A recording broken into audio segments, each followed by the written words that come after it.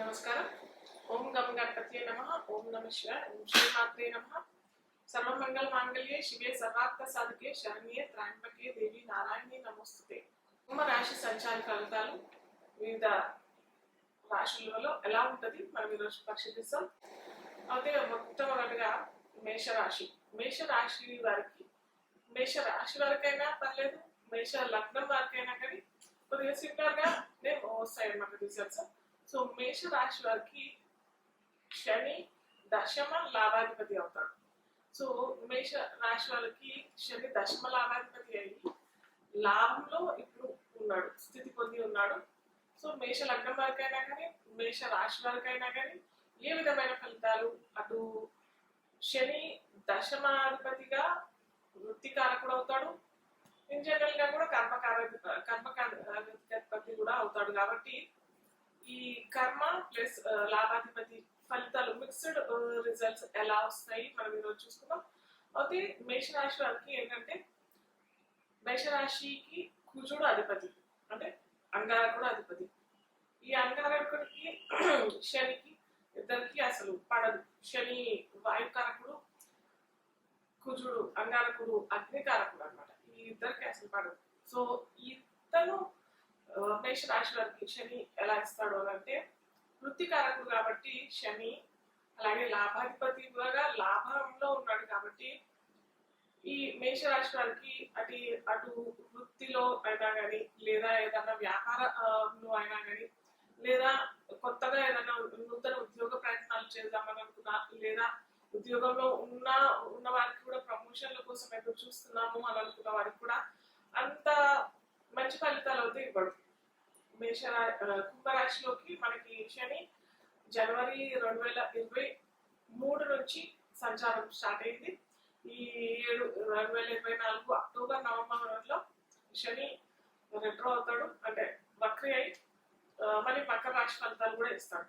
So overall గా మనం చూసుకున్నట్టయితే మేష రాశి వారికి ఈ శని సంచారం అంత యోగదాయకమైన ఫలితాలు అయితే ఇవ్వడు. అలాగే మెయిన్ వృత్తి వ్యాపార కారకుడు అవుతాడు కాబట్టి ఈ మేషరాశి వారికి ఆల్రెడీ వ్యాపార రంగంలో ఉన్న వారికి, ఆల్రెడీ వృత్తిలో చేసే వారికైనా కానీ ఏమంటారనమాట మిక్స్డ్ ఫలితాలు, అంటే ఆశాజనకమైన ఫలితాలు అయితే రావు. ఇప్పుడు ఇంతకుముందు చెప్పినట్టు ఆ ప్రమోషన్స్ కోసమైనా కానీ, నూతన ఉద్యోగాల కోసమైనా కానీ, లేదా విదేశీ యానం కూడా మనం చెప్పుకోవచ్చు. సో విదేశీ యానం చేసే వారికైనా కానీ మంచి ఉద్యోగాలు ప్రాప్తి చెందడం అలాంటివన్నీ కానీ అంత ఊహాజనకమైన ఫలితాలు అయితే రావు. అలాగే కుంభరాశిలో ఉండి ఏ రాశిని చూస్తాడు అంటే కూడా మేషరాశిని చూస్తాడు. తన మూడో దృష్టితో మేషరాశిని చూస్తాడు, సప్తమ దృష్టితో పంచమమైన సింహరాశిని చూస్తాడు. అలాగే దశమ దృష్టి కూడా శనికి ఉంటుంది కాబట్టి అక్కడి నుంచి వృశ్చిక రాశిని కూడా చూస్తాడు. సో ఈ విధంగా కుంభరాశిలో ఉన్న శని ఈ 3 రాశి ఫలితాలు కూడా మేషరాశి వారికి ఇస్తాడు. మేషరాశి వారైనా కానీ, మేష లగ్నం వారికైనా కానీ ఇస్తాడు. కాబట్టి మేషం నుంచి మనం చూసుకున్నట్టయితే మేషం తన లగ్నమే తన రాశి అవుతుంది కాబట్టి కొద్దిగా స్వల్పమైన అనారోగ్యానికి గురయ్యే అవకాశాలు కూడా ఈ 7 ఉందని మనం చెప్పుకోవచ్చు. అలాగే మేషాన్నే చూస్తున్నాడు, మేష రాశిలోనే చంద్రుడు కూడా ఉన్నాడు కాబట్టి కొద్దిగా మనస్తాపన చెందే అవకాశాలు, లేదా తల్లికి అనారోగ్యం పొందే అవకాశాలు, లేదా మానసిక రుగ్మతలకు గురైపోయే అవకాశం కూడా ఈ 7 చాలా అత్యధికంగా మనం చూడొచ్చు. ఎందుకంటే శని కూడా ఇంకా ఎండింగ్ ఈ ఇయర్ మొత్తం, ఈ 7 మొత్తం మనకి 2024 మొత్తం కుంభరాశిలో సంచారం జరుగుతుంది. అలాగే నెక్స్ట్ ఇయర్ మార్చ్ 31, 2025 దాకా శని సంచారం కుంభరాశిలో జరుగుతుంది. కాకపోతే అక్టోబర్ నవంబర్ ప్రాంతంలోనే శని మకర రాశి అంటే రెట్రో మకర రాశి ఫలితాలు కూడా ఇస్తాడు. కాబట్టి ఇక్కడ అన్నీ చెప్తున్నాం కదా, వృత్తి వ్యాపార రంగాల వారికి, అలాగే మానసిక అనారోగ్యం పొందే అవకాశాలు, తల్లికి అనారోగ్యం పొందే అవకాశాలు, అలాగే తమ్ముళ్ళైనా కానీ చెల్లెళ్ళైనా కానీ ఆ జాతకలో కనుక ఉన్నట్టయితే అక్కడ కూడా కొద్దిగా స్వల్ప మానసిక ఆందోళనకు గురయ్యే అవకాశాలు చాలా ఉంటాయి ఈ సంవత్సరం. అలాగే మనం అక్కడి నుంచి పంచమం చూసినా కానీ ఎవరైనా నూతనంగా వివాహం చేసుకున్న వారికైనా, ఒకవేళ లేదా చాలా సంవత్సరాల నుంచి సంతానం కోసం ఎదురు చూస్తున్న వారికైనా కూడా కొద్దిగా ఆలస్యమే అని చెప్పవచ్చు. అలాగే మంత్ర సాధన చేసుకోవాలి అని అనుకున్నా, లేకపోతే సంతానం ఆల్రెడీ ఉన్నారు, సంతానం ఎదుగుదల లేదా సంతానం వేరే ఇంకేదైనా వృత్తి వ్యాపారాల్లో అధికంగా ఫలితాలు ఎక్స్పెక్ట్ చేసే వారికి కూడా అంత ఆశాజనకమైన ఫలితాలు అయితే రావు. అలాగే అక్కడ నుంచి అష్టమం కూడా చూస్తాడు కాబట్టి మీరు కొద్దిగా ఏమైనా వెహికల్స్ కొందాం అనుకుంటాం, కానీ ఇది అయితే అనువైన సమయం అయితే కాదు. అలాగే వారు ఆల్రెడీ వెహికల్స్ ఏమైనా ఉంటే కూడా రెగ్యులర్ గా ఆ వెహికల్స్ సర్వీసింగ్ చేసుకుంటేనే మంచిది. లేదా చాలా ఓల్డ్ వెహికల్స్ ఉన్నాయి, అవి తొందరగా పాడైపోయి మొత్తం గోడౌన్లోనే ఉండే పరిస్థితి, లేదా వెహికల్స్ కంప్లీట్ షట్ డౌన్ అయ్యే ఛాన్సెస్, ఒకవేళ వారికి ఏదైనా ఇలాంటి వెహికల్ సంబంధించిన ఏదైనా వర్క్ షాప్ ఏమైనా ఉన్నాయి అని అనుకుంటే కూడా అక్కడ చాలా సమస్యలు ఎదుర్కొనే అవకాశాలు కూడా చాలా ఉంటాయి. అలాగే వృశ్చిక రాశి మనకి కుజ రాశి అవుతుంది కాబట్టి రియల్ ఎస్టేట్ సంబంధిత వాళ్ళకి కూడా అంత అనుకూలమైన ఇయర్ అని కూడా అని చెప్పలేము. కొద్దిగా వారు ఆలోచించి ఆచితూచి అడిగేసి ఆ రంగాల్లో తొందరపాటు పడకుండానే చాలా మంచిది. అలాగే మీరు ఏమన్నా కొత్తగా ఏదైనా వెహికల్స్ కొనాలి అని అనుకుంటే మటుకు వాయిదా వేసుకుంటే చాలా మంచిది. అలాగే ఏదైనా నూతన గృహం లేదా ప్లాట్ కొనాలి, రియల్ ఎస్టేట్ లో ఇన్వెస్ట్మెంట్ చేద్దామని అనుకునే వారు కూడా అంత అనుకూలమైన కాలం, అనుకూలమైన సమయం ఈ ఇయర్ కాలమే చెప్పవచ్చు. కాకపోతే గురు సంచారం ఉంది, కానీ అది కూడా అంత యోగదాయకమైన కాదు. ఎందుకంటే వృషభ రాశిలో సంచారం జరుగుతుంది గురు కాబట్టి. సో వీరైతే వెహికల్స్ లో అయినా, అటు నూతన గ్రహానికైనా కానీ, నూతన ఉద్యోగ ప్రయత్నాలు ఏమైనా కొత్తగా ప్రయత్నాలు ఏవో చేసుకున్నా కానీ కొద్దిగా వాయిదా చేసుకుంటేనే చాలా మంచిది. అలాగే వీరు చేసుకోవాల్సిన పరిహారాలు ఏంటంటే హనుమాన్ చాలీసా రెగ్యులర్ గా చేయడం, హనుమంతుడి ఆంజనేయ స్వామి ఆరాధన చేయడం, అలాగే ఆంజనేయ స్వామి దండకం లేదా ఆంజనేయ స్వామి హనుమంత్ కవచం అని కూడా ఉంటుంది. ఎందుకంటే అష్టమం చూసాం కదా, అష్టమం ఆరోగ్యానికి కూడా ఇబ్బంది చెందే అవకాశాలు ఉన్నాయి కాబట్టి కొద్దిగా హనుమంత్ కవచం చదువుకుంటే చాలా మంచిది. అలాగే నలుపు లేదా నీలం, డార్క్ నీలం కలర్ ఆ వస్తువులైనా లేకపోతే ఆ వస్త్రాలైనా మీరు కొద్దిగా దానం చేసుకుంటే మంచిది. అవి కొద్దిగా అవాయిడ్ చేస్తేనే చాలా మంచిది అనమాట. మీన రాశి వారికి కుంభ రాశిలో శని భగవాన్ సంచార ఫలితాలు ఎలా ఉన్నాయి మనం తెలుసుకుందాం. మీన రాశి వారికి కూడా సేమ్ మకర కుంభ ఎలా అనుకుంటున్నాము, ఈ మీన రాశి వారికి కూడా ఏళ్ళనాటి శని.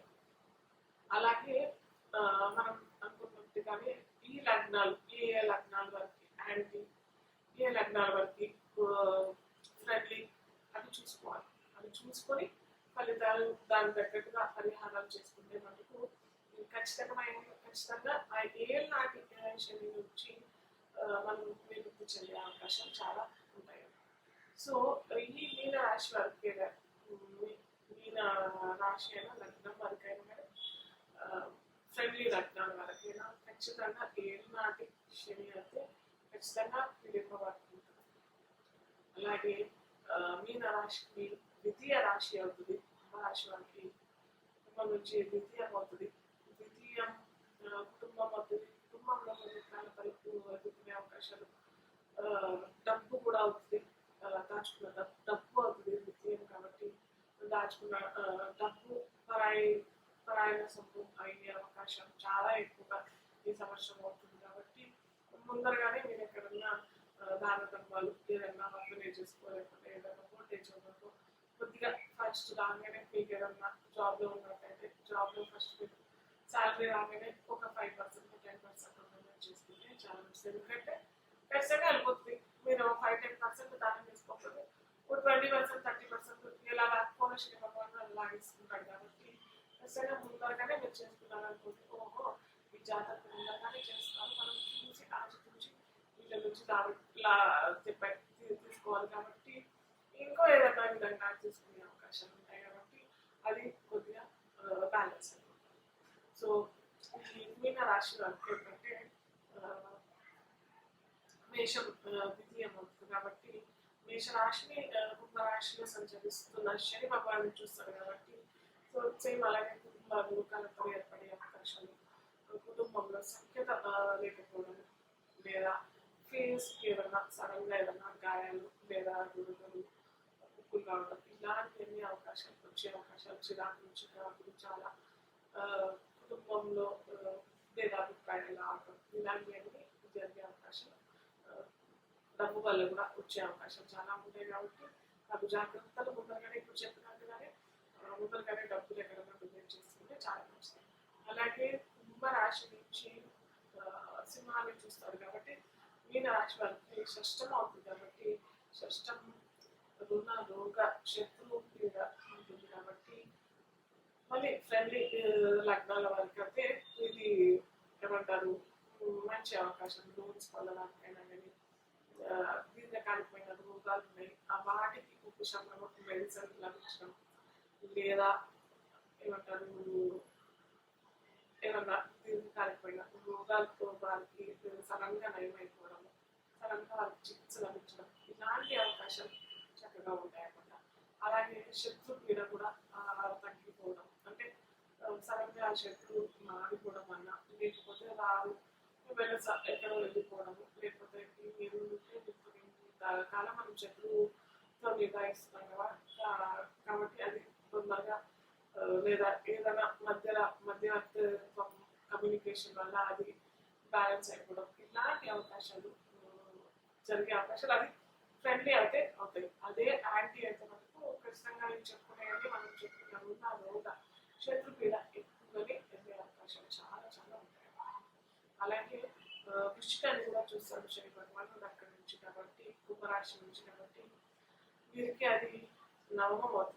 సో నవమం ఏంటంటే తీర్థయాత్రలు, తండ్రి గురుస్థానం ఎక్కడన్నా గురువు నుంచి సడన్గా వీరికి విభేదాలు, లేకపోతే తండ్రి అనారోగ్య పాలన అవటము, గురువు నుంచి ఏదన్నా లభించాల్సిన విద్య వీరికి లభించకపోవడం, అలాగే తీర్థయాత్రలకు వెళ్ళినప్పుడు కూడా అనారోగ్యాలు ఎదుర్కోవడం.